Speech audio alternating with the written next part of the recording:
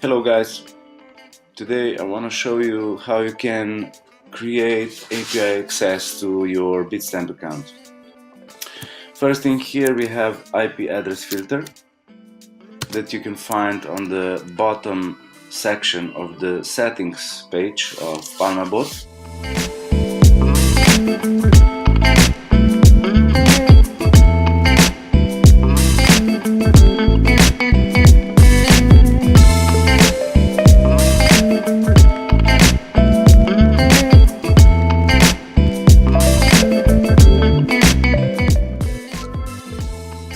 Then we'll need to enter, so here these fields you can leave blank.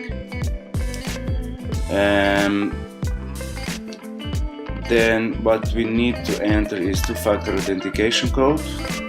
I use Google Authenticator, and you need to check permissions. For PalmaBot you'll need these three and these three. That's about it. Now I check my